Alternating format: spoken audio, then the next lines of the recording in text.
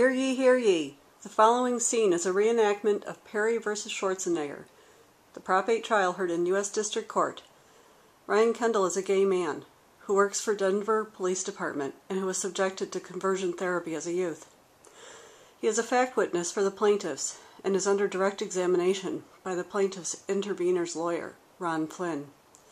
The plaintiffs in this case are two loving same-sex couples who simply want to marry, just as any heterosexual couple in America has the right to do. Court is now in session. Good morning, Mr. Kendall. Where do you live? I currently live in Denver, Colorado. And who do you work for? I work for the Denver Police Department. What do you do for the Denver Police Department? Keep your voice up, Mr. Flynn. Yes, Your Honor. I'm an NCIC agent. Can you briefly tell us what an NCIC agent is? NCIC stands for the National Crime Information Center. It's a database maintained by the FBI, and I have a clearance to work with secure criminal information that's on the database. Mr. Kendall, I want to talk about when you were younger, when you were a child. Where did you grow up? I grew up in Colorado Springs, Colorado. And when were you born? In 1983. So you are 26 years old now? That's correct. Where did you attend elementary school? I went to a school called ECA, Evangelical Christian Academy. While you were a child in Colorado Springs, did you learn of the concept of gay people or homosexuality? Yes. I remember during the discussion about Amendment 2, during the Amendment 2 campaign, my parents would talk about homosexuals seeking special rights, and how they were essentially evil people, and how they felt threatened, and how our family was threatened by homosexuals. At that time, did you know what a homosexual was? No, I didn't. I just knew it was a big, long, scary word, and I found the whole concept very frightening. Mr. Kendall, what is your sexual orientation? I'm a gay man. When did you first realize that you were gay? When I was a little kid. I knew I liked other boys, but I didn't realize that that meant I was gay until I was probably 11 or 12 years old. How did you come to realize that that meant you were gay? I was a precocious kid, so one day I ended up looking up the word homosexual in the dictionary, and I remember reading the definition. Something along the lines of a romantic attraction between members of the same sex, and it slowly dawned on me that that's what I was. Given your prior testimony about homosexuals, how did you feel when you realized that you were gay? Well, once I connected all this together, I realized that a homosexual was, in fact, I was a homosexual, and that fact, my family and community did not like this concept. I was scared by that.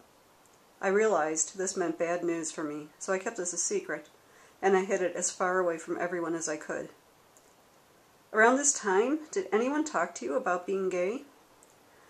When I was in the 7th grade, I remember being taunted about being gay.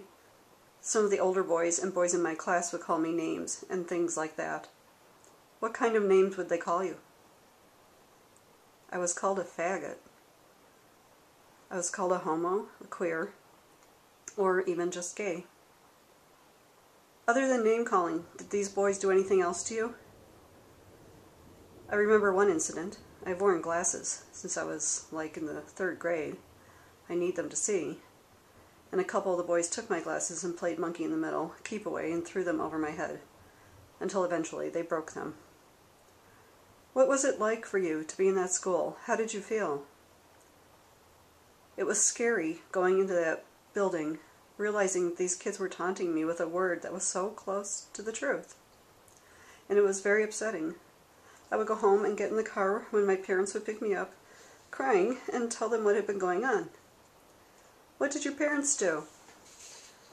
My parents were horrified that I was being treated so poorly, so eventually they took me out of that school and placed me in another one.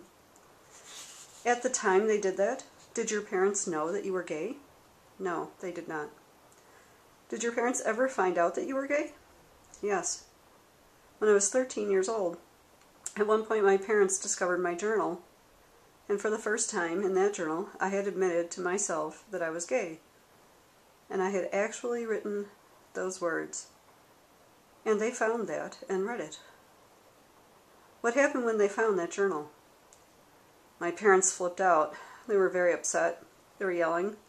I don't remember a lot of what they said, but it was very scary, their level of their reaction. Can you remember anything they said to you when they found the journal? Yes. I remember my mother looking at me and telling me that I was going to burn in hell. Were you in a religious family? Yes. I grew up in a very religious family. Church and God were everyday parts of our life. So what did you think when your mother told you that? It was shocking. I had never heard anything like that from my mother. I never thought that my parents would say anything. I mean, hell was the worst. You don't get much worse than eternal damnation, and I was just totally stunned that they had said that. Did your parents later tell you anything else about you being gay? After my parents found out, my home life changed a lot, and my parents didn't take it very well. And I remember my mother calling me names.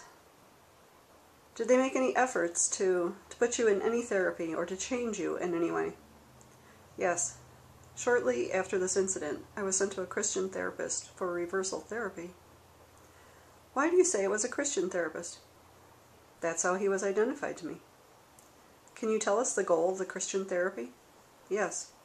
I was told that the goal was to make me a heterosexual. How many times did you go to this therapy? I went 2 or 3 times. Do you remember anything you did at that therapy? I remember a little bit. I remember the therapist telling me that homosexuality was inconsistent with Christian teaching, and that my parents didn't want me to be gay and I needed to change, and that homosexuals were bad people. Did Christian therapy make you feel better about this situation? No, it didn't. I always wanted to be a good kid and to make my parents proud. And suddenly, I was in a situation where they were taking me to see this guy who was telling me I was a bad person, and they were telling me I was a bad person, and I remember feeling very, very alone. Was the therapy successful? By that, I mean, did it reach its goal of making you into a heterosexual? No, I was still gay. Did you try to become heterosexual during those therapy sessions? No, I didn't think it was possible. Why not? I knew I was gay, just like I knew I'm short and I'm half Hispanic, and I just never thought that those facts would change. When you stopped going to this therapy program, did you go to any other therapy programs? Yes, my parents had been referred by Focus on the Family to another organization called NARTH. What's Focus on the Family? Focus on the Family is a Christian family ministry based in Colorado Springs, Colorado, where I grew up. And what's NARTH? NARTH stands for the National Association for Reparative Therapy of Homosexuality. It's a reversal therapy organization based in Encino, California. Did you voluntarily go to NARTH? No. My parents made all of those decisions for me. How long are you at NARTH? About 1.5 years. From what ages? 14 to 16. During the time that you were at NARTH, how was your home life? My home life had changed a lot. It was like night and day. I remember before all this started, I had the kind of parents who would drive me to school and make me lunches and write notes and put them in my lunch. And after this, they were always yelling at me. They were calling me names. And they were just telling me really horrible things. And it became a really emotionally and verbally abusive environment. What kind of names were they calling you? My mother would tell me that she hated me, or that I was disgusting, or that I was repulsive. She once told me that she wished she had had an abortion instead of a gay son. She told me that she wished I had been born with Down syndrome, or I had been mentally retarded, things like that. Who did you meet with at Narth? I met with Dr. Joseph Nicolosi. Who was Dr. Joseph Nicolosi? Nicolosi was the executive director of Narth. Was he also a therapist? Yes. Where would you meet with Mr. Nicolosi? Most of the time I would go into my parents' room, and my dad had a separate line at his desk, and I would call in and do over-the-phone sessions for like an hour and a half. But I did actually fly out to California to do some in-person sessions. What would you talk about during these sessions? I don't recall a lot of what was said during these sessions. I recall Nicolosi saying, homosexuality is incompatible with what God wants for you, and your parents want you to change, and that this is a bad thing. Were you given any advice on how you would be able to suppress your homosexuality in these therapy sessions? I remember it as a general admonishment, but not a specific technique, no. You remained a religious person through your experience at Narth, correct? Yes. Is it possible that your experience at Narth helped you reconcile your faith with your identity as a gay person?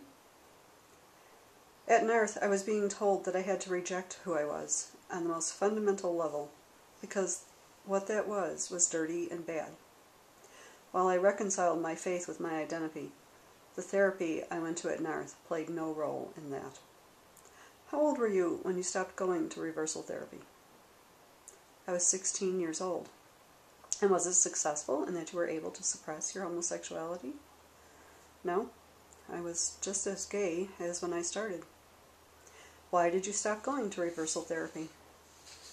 During this whole thing, my life had kind of fallen apart.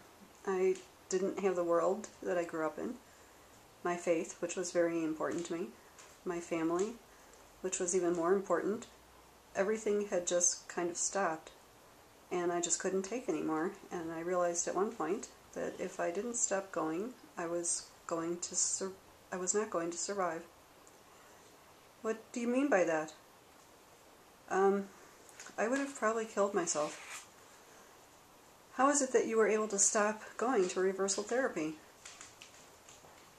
When I was 16, I separated myself from my family and surrendered myself to the Department of Human Services in Colorado Springs. And what happened when you surrendered yourself to that department? I went in and I spoke with the caseworker, and I told her what had been going on in my family, what had been going on with reversal therapy, and I told her that if I went back to that house, I was going to end up killing myself.